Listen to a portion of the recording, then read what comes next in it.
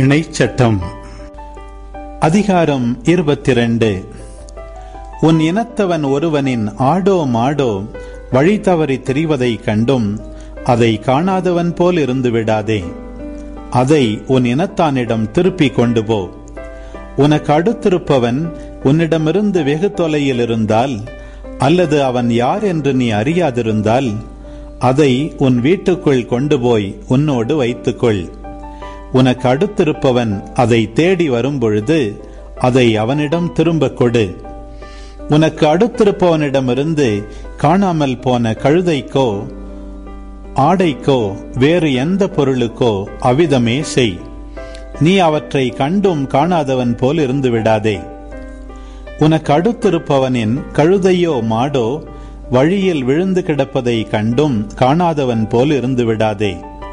அதை தூக்கிவிட அவனுக்கு உதவி செய். ஆண்களின் ஆடைகளை பெண்கள் அணியலாகாது, பெண்களின் உடைகளை ஆண்கள் உடுத்தலாகாது. ஏனெனில் அப்படி செய்பவர்கள் உன் கடவுளாகிய ஆண்டவருக்கு அருவருப்பானவர்கள். வழியோரமாய் மரத்திலோ தரையிலோ குஞ்சுகள் அல்லது முட்டைகள் உள்ள பறவை கூட்டையும், அந்த குஞ்சுகள் அல்லது முட்டைகள் மேல் தாய் உட்கார்ந்து கொண்டிருப்பதையும் கண்டால், குஞ்சுகளோடு தாயை பிடிக்காதே, தாயை போகவிடு. குஞ்சுகளை உனக்கென எடுத்துக்கொள், அப்போது உனக்கு நலமாகும், நீ நெடுநாள் வாழ்வாய். நீ புது வீட்டை கட்டும்போது உன் வீட்டு மாடியை சுற்றி கைப்பிடி சுவரை கட்டு. இல்லையெனில் ஒருவன் மாடியிலிருந்து விழுந்தால் விழுந்தவனின் இரத்தப்பழி உன் வீட்டின் மீது வரும். உன் திராட்சை தோட்டத்தில் வேறு விதைகளை விதைக்காதே. அப்படி செய்தால் நீ விதைத்தவற்றின் பயிரையும் திராட்சை தோட்டத்தின் பலனையும் தீட்டுப்படுத்துவாய். மாட்டையும் கழுதையையும் பிணைத்து உழலாகாது. ஆட்டு மயிரும் நூலும் கலந்து நெய்யப்பட்ட ஆடையை உடுத்தாதே. உன்னை நீ மூடிக்கொள்ளும் மேற்போர்வையின் 4 மூலைகளிலும் தொங்கல்களை அமைத்துக்கொள். ஒருவன் ஒரு பெண்ணை திருமணம் செய்து அவளோடு கூடிய பின் அவளை வெறுத்து அவள் மீது அவதூறு சொல்லி அவளது பெயரை கெடுத்து, நான் இந்த பெண்ணை மணமுடித்தேன், ஆனால் அவளோடு உறவு கொண்டபோது அவள் கன்னி அல்ல என்று கண்டுகொண்டேன் என்று கூறினால், அப்பெண்ணின் தந்தையும் தாயும் அவளது கன்னிமையின் அடையாளத்தை எடுத்துக்கொண்டு அவளை நகர் வாயிலில் உள்ள தலைவர்களிடம் கூட்டி வருவார்கள்.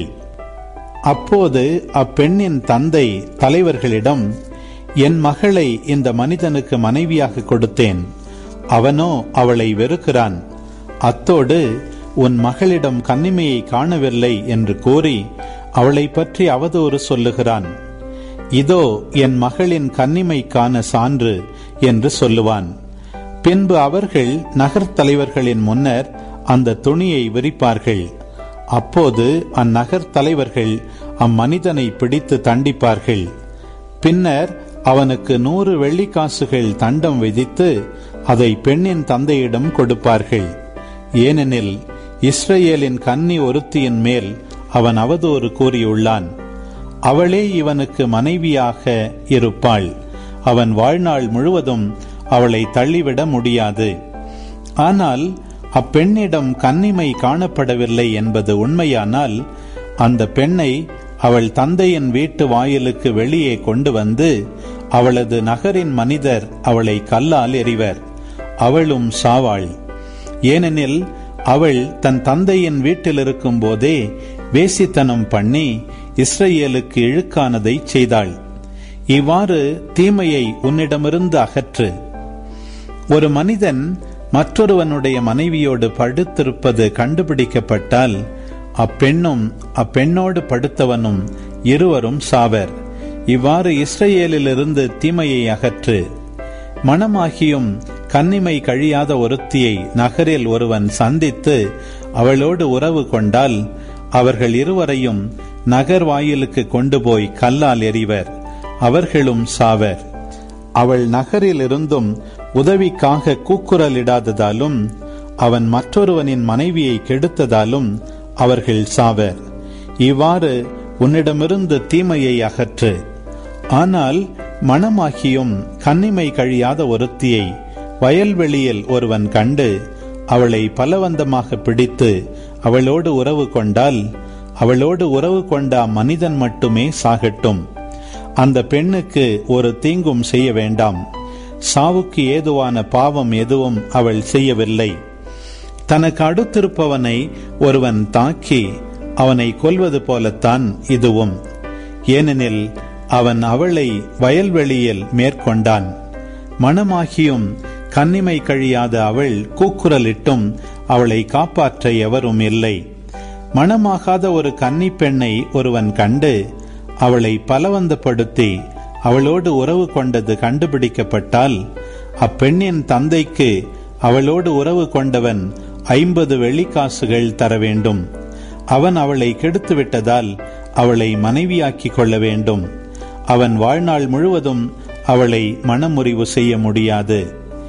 எவனும் தன் தந்தையின் மனைவியோடு கூடலாகாது, தன் தந்தையின் படுக்கையை இழிவுபடுத்தலாகாது. அன்பு உறவுகளே, இது உங்களுக்கான நேரம். இக்காணொளியில் ஒளி வடிவில் இணைச்சட்டம் 22ஆம் அதிகாரத்தை முழுமையாக பார்த்தும் கேட்டும் ஜெபித்தும் இருப்பீர்கள்.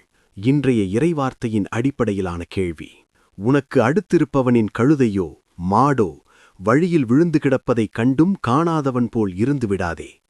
அதை தூக்கிவிட அவனுக்கு என்ன செய்ய வேண்டும்? பதில்களை கமெண்ட்ஸில் பதிவு செய்யவும். இது போன்ற வீடியோக்களை தொடர்ந்து காண இந்த வலைதளத்தை சப்ஸ்கிரைப் செய்யவும். மேலும் லைக் கொடுத்து எங்களை ஊக்கப்படுத்தவும். இப்பதிவுகளை மற்றவரோடு பகிர்ந்து ஷேர் செய்து நாளும் திருவிவிலியத்தின் ஓர் அதிகாரத்தை வாசிக்கவும் கேட்கவும் பார்க்கவும் நீங்கள் உதவிடலாம். மீண்டும் அடுத்த காணொளியில் சந்திப்போம். இந்த நாள் இனிய நாளாய் அமையட்டும். இறைவன் உங்களை ஆசீர்வதிக்கட்டும்.